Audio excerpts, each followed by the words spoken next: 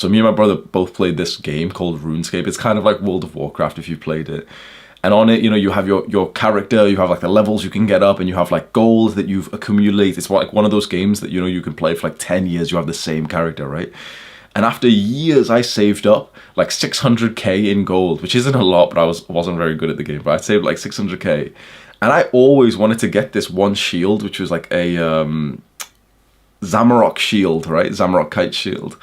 And I always liked it. I always wanted to get it. And I kept on mentioning it, but my brother kept on like shouting and saying, no, it's stupid. You should, like, you know, he's being aggressive towards me when I would always mention it.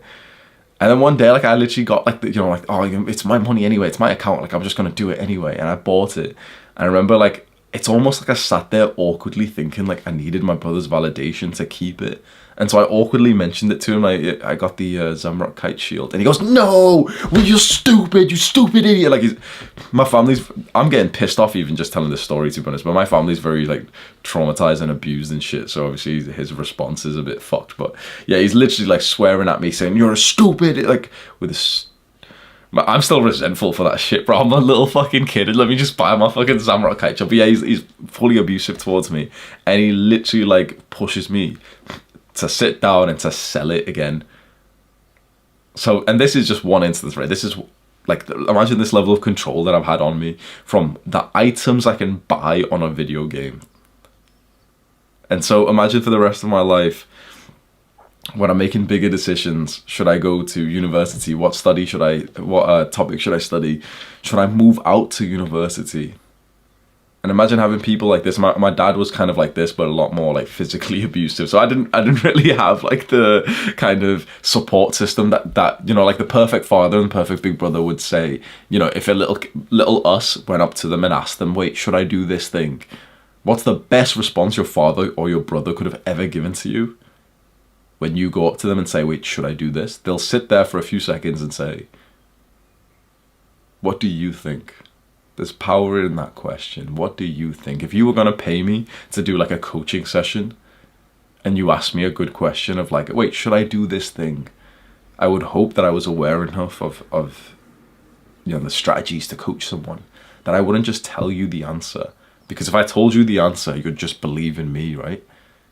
I want you to believe in yourself. And so I'd ask you, what do you think? And so the next time you have some decision to make, whether it's small or big, just ask yourself that question. What do you genuinely think? And here's the thing, right?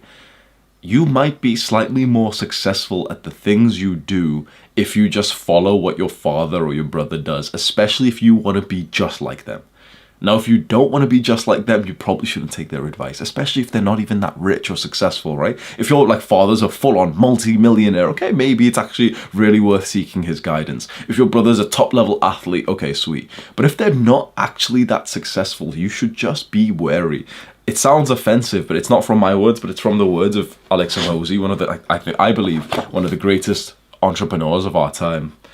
And he has this like phrase, which is that if you want to make sure that you won't become rich, take advice from poor people. And I could say the same thing, like take advice from fat people, from slightly unfit people if you want to make sure that you don't become an athlete.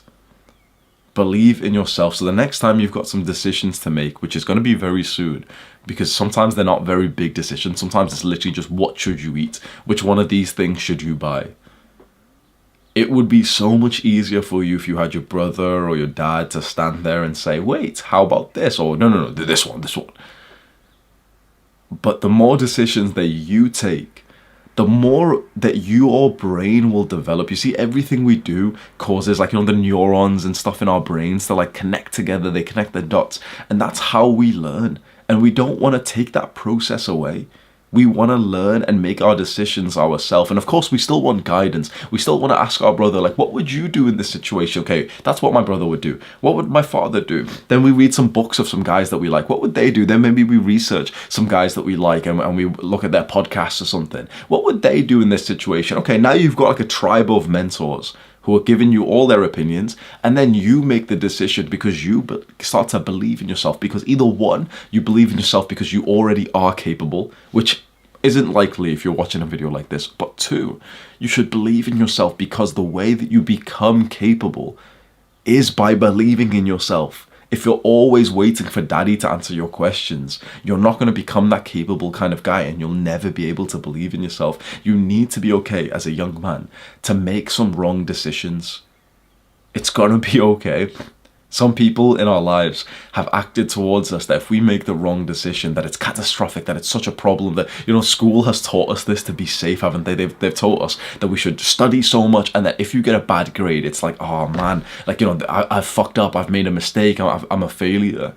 But in the real world, the most successful guys, guess what? They're all failures. I failed 7 businesses before this one, and now I make more money than all of your school teachers put together, then doubled, and maybe still doubled after that. And I failed more times than I can count. Believe in yourself.